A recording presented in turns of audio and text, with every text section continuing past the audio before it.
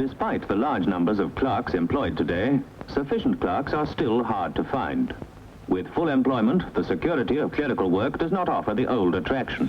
Working on Leo, there was a buzz. You're doing something new, and you're discovering something every single day. Well, I went straight into being a programmer, but then there were only very few of us at that point. I mean, this was 1952. I was the first woman. To fulfill this modern need came Leo, the first automatic office in the world. Electronic computers are not new, but Leo was the first designed for office work. So exciting because you were in the forefront of technology, you were aware of everything new and the progress. And sort of after the war and austerity, it was just brilliant. You are part of the development of today. Oh yes, one feels one's part of the world.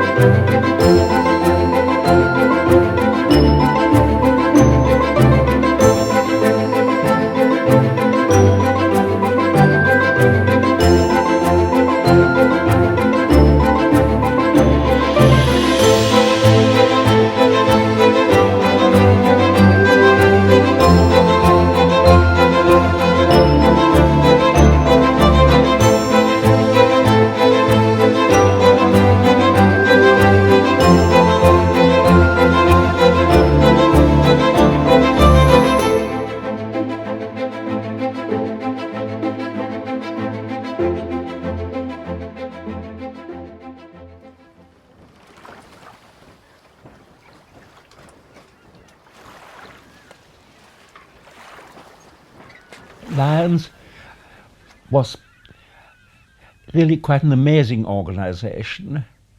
It provided a range of facilities for people to enjoy themselves.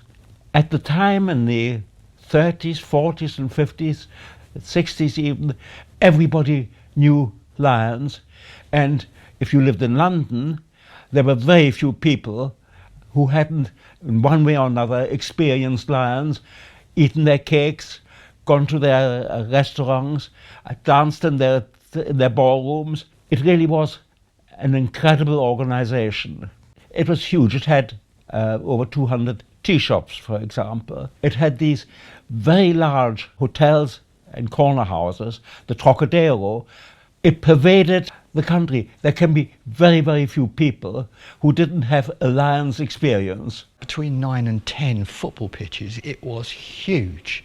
And they did everything there, from make their products, their cakes, through to organising the delivery and so on. And they produced a huge amount of cakes, cupcakes, Swiss rolls, and a characteristic of that is the Swiss roll machine, which produced a continuous mile after mile of Swiss roll in their Cadby Hall factory. They were an ambitious company, but they knew that they had an army of people doing the clerical administration, and therefore automation was the answer. They'd applied some of it in the terms of hand-cranked calculators and so on, but they knew that they needed to take another step. Leo had key staff, for example, Simmons, Pinkerton and others, that were very much into systems design and understood the business from a systems perspective. They were way ahead of their time.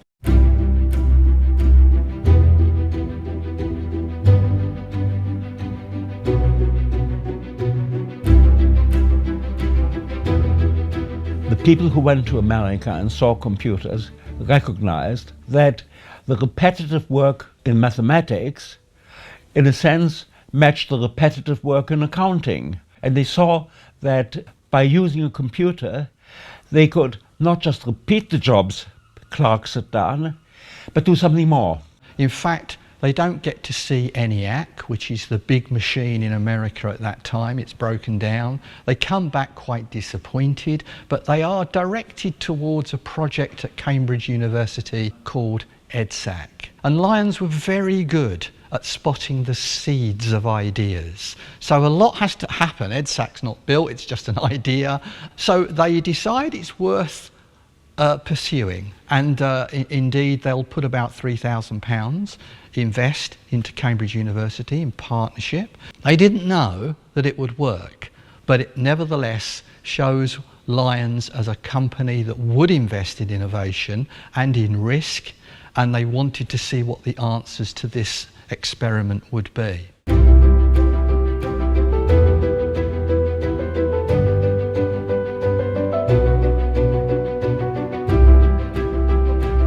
It works, and they'll ring through to Lyons at Hammersmith and inform them that EDSAC has started to function. And it's very exciting because the Lyons board is meeting at that exact time, and on hearing the news they'll press the button, if you like, to say let's move beyond the stage of preparation to the stage of delivery, and they'll start hiring people and bringing the resources together that are necessary to build something like EDSAC, but this time at Cadby Hall.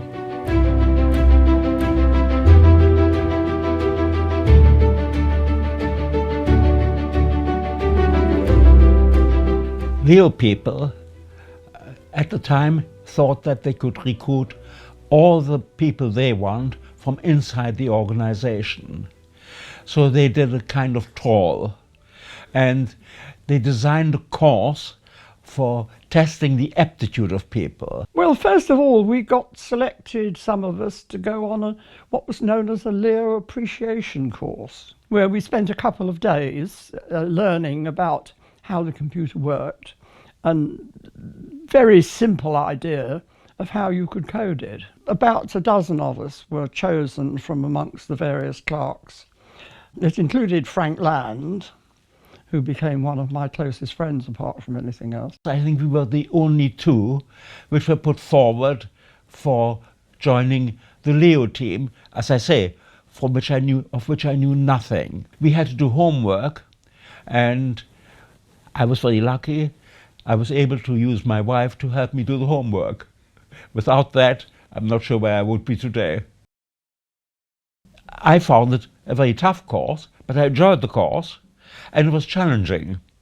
I hadn't been challenged since I joined Lyons. The difference between Leo and EDSAC, I think, is made clear by the two names. EDSAC is an automatic calculator. Leo is an electronic office, and those two names tell you everything about the difference between those two machines. Huge cabinets, a raised platform under which were the mercury delay tubes, which stood about 6 foot tall, I suppose, and were in rows, and talk about a huge, great room. I thought that's what computers are like. I didn't question that. So that was not the most remarkable feature for me. The most remarkable feature for me was what one could do with it, rather than what it looked like. People saw computers really as almost magic machines. They call them electronic brains. There was a report which used that term, electronic brains, and looked to electronic brains as providing the future. But the vast majority of people simply didn't know anything at all. And when you talk to people, they took you as some strange esoteric being. When you said you were a programmer, they didn't know what that meant. Leo is popularly known as an electronic brain. Its heart is a clock, the drumbeat of the machine. Leo takes its orders or program from code punched into paper tape or punched cards. It converts these into the language it understands, zeros and ones, or binary. Electronic valves are used as switches to add or subtract. Together, hundreds of valves perform complex calculations in fractions of a second. Everything is kept in check by Leo's own electronic brain, called the coordinator. Leo stores its instructions, or the information the computer is working on, in memory. It uses an ingenious system of tubes filled with liquid mercury. Inside these mercury delay lines, the electronic zeros and ones are converted by a transducer into sound. Sound travels more slowly through mercury than the electrons in the circuit, temporarily delaying the information. Leo can store thousands of bits of information this way, looping them back through the tubes and only releasing them when the coordinator is ready for the next step. When Leo has finished its calculations, it prints out the results.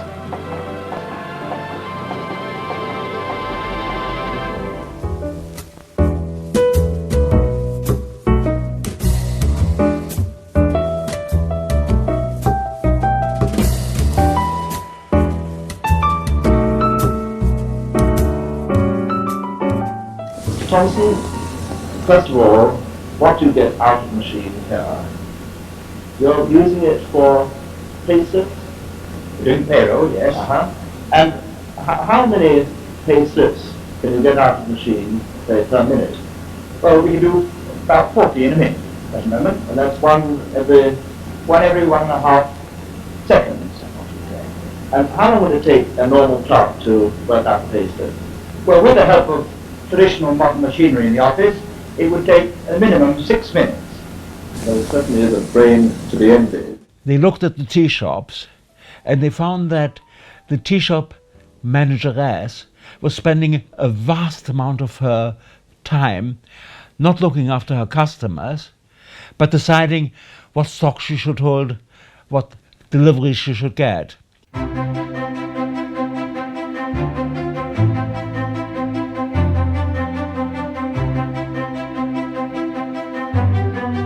And these orders were telephoned into the Lyons office, into the catering office, and transcribed onto cards and entered into a computer.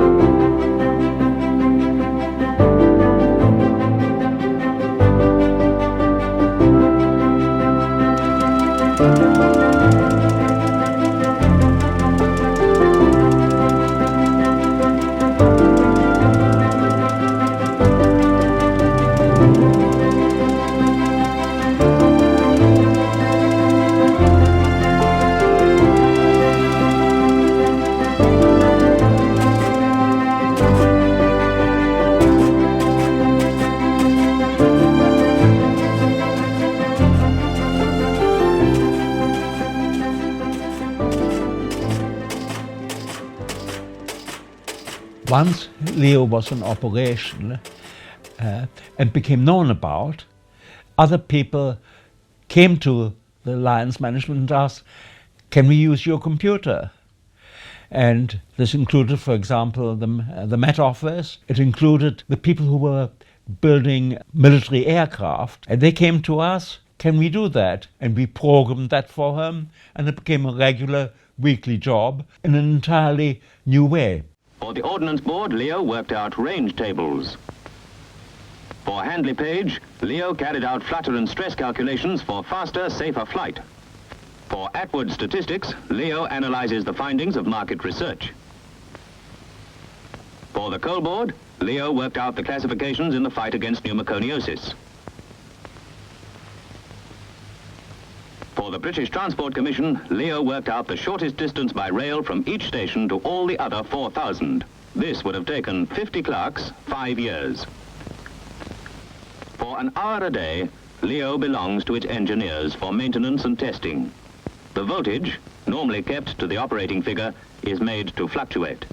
Any valve or other component which can operate in such conditions is certainly fit for... The pressure to keep it working was important, and so we went round often tapping units to see if they would fail by tapping them, and that sometimes did occur.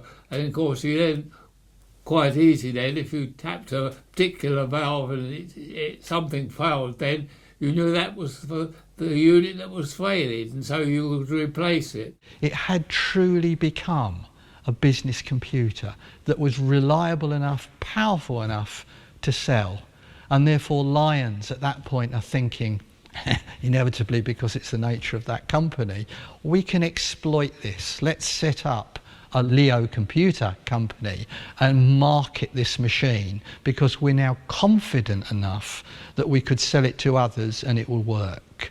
So Leo 2 is a more advanced version of Leo 1 in every respect, but particularly in terms of reliability.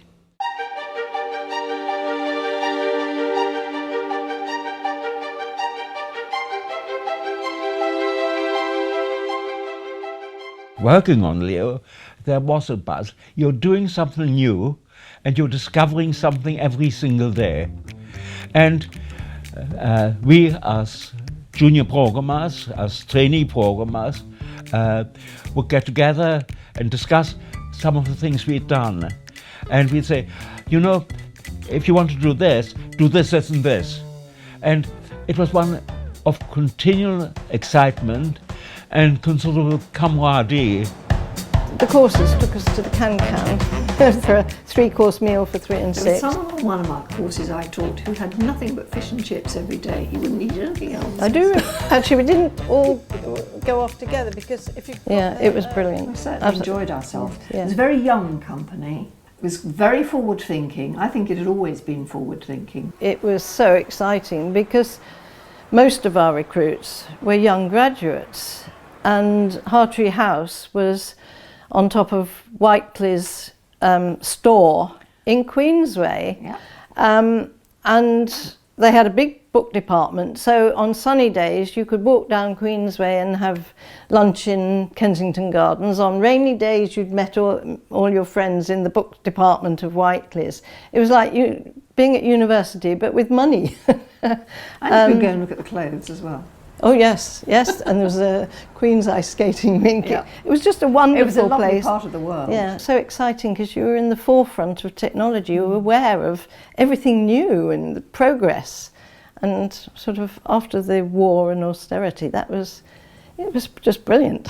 I joined Leo in 1961 as a junior programmer. So everybody was fairly young. I was introduced to quite a few parties in those days, and you know, it was good fun. I was there only for actually nearly 4 years before I moved on, having passed the aptitude test, which was an all-day affair. And the aptitude test, I remember, was you were asked to describe how to make a cup of tea.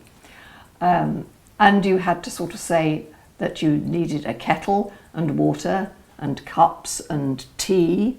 In those days it was leaf tea, I think, wasn't it? It weren't tea bags.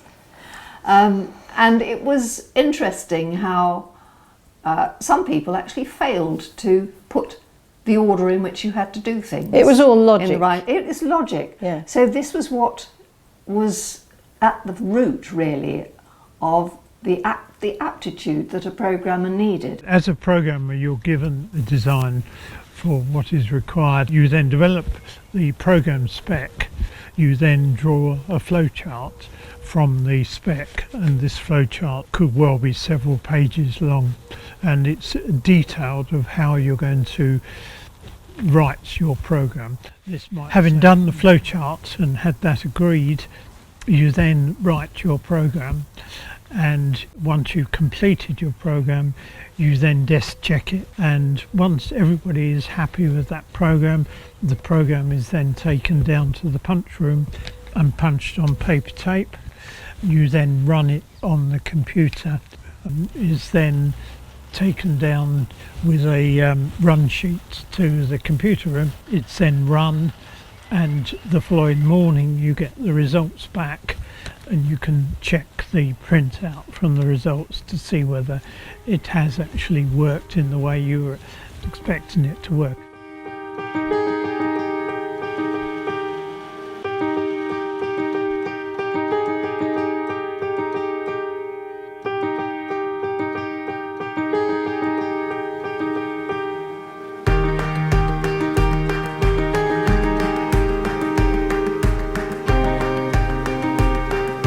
It's a very different world by the time we get to Leo 3 compared to Leo 1. But it's the move to transistors that will greatly increase the speed and capacity of the computer that they offer. Was one of the most capable and had this particular facility of being able to run a number of programs at the same time. That was the most important thing. These programs didn't have to interfere with each other. And it was one of the first which implemented that in a working way. The management began to see that this could be something we can sell and market, and other people came to us, came to Leo to say, we want to see what your machine can do. We didn't have salesmen at that time. There were people called consultants. We advised these people on how they might operate. Sometimes we struck gold, sometimes people just dismissed us as so much fancy.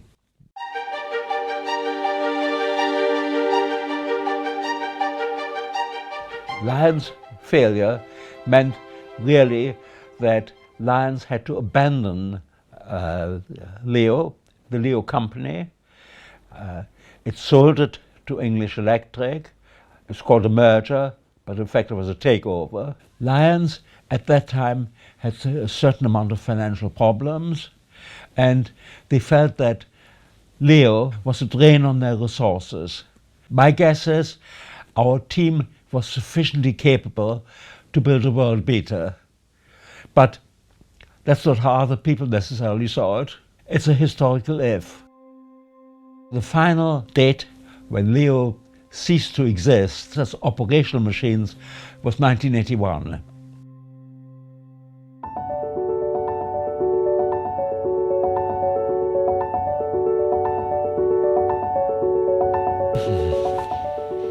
For me, the legacy of Leo is it's like a starting pistol.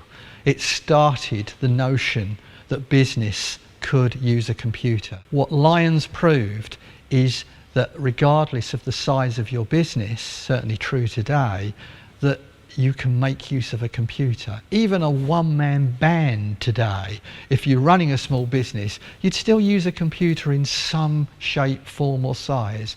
And I'd argue that starts because of the work that Lyons did with Leo back in the 1950s. And a lot of that wouldn't have been there without people like Ray, Ernest Lennox, Pinkerton, Ernest Kay, the early programmers like Mary Coombs, consultants like Frank Land, who all were single-minded in terms of developing this technology and enabling businesses to get value out of it, not just selling them a piece of equipment.